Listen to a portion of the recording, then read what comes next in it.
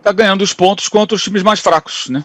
São 6 vitórias, uma contra o Palmeiras, a mais importante, uma contra o Ceará, que o Flamengo, por exemplo, não foi capaz de vencer, perdeu os 2 jogos.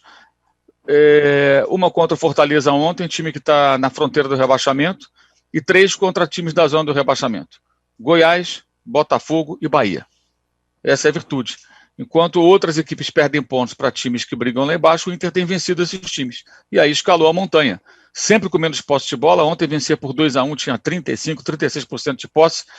Ou seja, rejeita a bola, dá a bola para o adversário, faz aquele jogo mais primitivo, digamos assim, que funciona no Brasil, né, novamente, ainda mais com a pandemia, com a interrupção de trabalhos do ano passado, feito por 2 estrangeiros que mudaram, ano retrasado, né, já, que mudaram aí a régua, né, a altura dessa régua, que foram o Jesus e o Sampaoli. O Sampaoli mudou de clube, não faz um trabalho tão bom como poderia estar fazendo se fosse uma sequência no Santos, mas deixou o Santos, recomeçou no Atlético.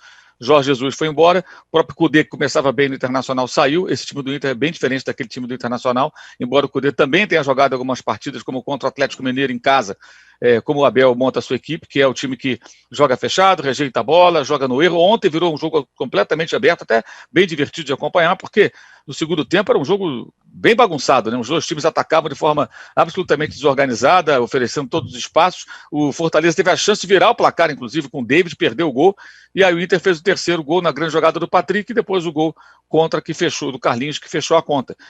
Mas um jogo bem assim, poderia ter acontecido qualquer coisa, né? Fortaleza teve até a chance de virar o placar, muito equilibrado em vários aspectos esse jogo. O que está acontecendo com o Inter é isso. O Inter está conseguindo aproveitar uma receita antiga que funcionou por muito tempo no nosso futebol. Nós conseguimos aqui ter uma evolução no ano de 2019, e com a pandemia, com alguns trabalhos interrompidos, a pandemia está afetando o futebol no mundo inteiro. Você vê que na Inglaterra o líder é o Manchester United com o Solskjaer.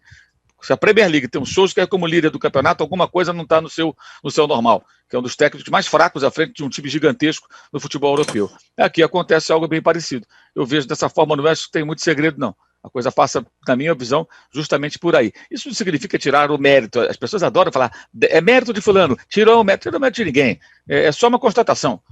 O Internacional não faz um futebol fantástico, revolucionário, nem poderia fazer, porque não é essa a proposta de jogo, mas tem sido eficiente. E se isso for bastante para ser campeão, pode ganhar o campeonato, né? Mas a constatação, para mim, óbvia, é que o futebol regrediu nesse ano de 2020 a 2021 no mundo, o que era esperado. O futebol, acho que ele tenta seguir em frente, sobreviver como atividade econômica esportiva no período de pandemia. E é claro que não vai ter a excelência. O Milan lidera na Itália, a Juventus despencou. Maluco isso, né? O Manchester United com um técnico fraco está em primeiro lugar no campeonato. Ontem o Barcelona perdeu para o Atlético Bilbao a Supercopa na Espanha. Olha quantas situações. O PSG perdeu a liderança do campeonato, não terminou em primeiro. O Lyon terminou na França liderando o turno. Então várias coisas aconteceram nesse período que fogem do padrão que vinha sendo estabelecido. Por quê? Porque o futebol está mais nivelado.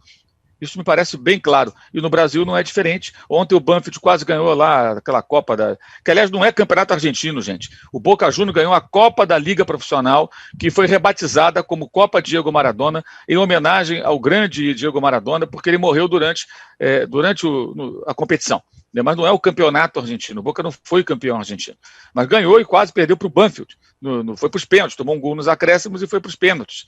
Então você percebe aí uma série de situações bem fora do padrão que vem acontecendo. E eu acho que o Internacional, com essa reação, ele está mostrando o quê? Qual a grande virtude? Não está titubeando diante de times mais fracos. E venceu um adversário mais forte, o Palmeiras, né? E o outro que é do bloco intermediário, que é o Ceará, também derrotou. Agora, vai ver como é que foram os jogos, como se comporta o Internacional. Espere, por exemplo, que o São Paulo jogue assim, espera, por exemplo, que o Flamengo jogue assim, acho bem difícil. Acho bem difícil você mudar de uma hora para outra. Agora o São Paulo vai jogar assim. Será que vai funcionar? Em alguns casos específicos, acho que é absolutamente impossível você adequar certos elencos e certos clubes a essa proposta do jogo. O caso do Flamengo é muito claro. O próprio técnico Abel Braga passou por lá e por que não deu certo? Tentou fazer no Flamengo isso que o Inter está fazendo. Ele falou isso, me deu entrevista em março de 2019. Quero tirar um pouco desse negócio de posse de bola do Flamengo, né? Fazer um time mais reativo, um time que joga de uma outra maneira. Foi isso que ele falou na época, foi isso que ele tentou e não funcionou. Acabou que ele não ficou com a troca de treinador, que a coisa caminhou. Então existem várias peculiaridades, várias características dos clubes, dos elencos, que não podem ser ignoradas nesse contexto. Qual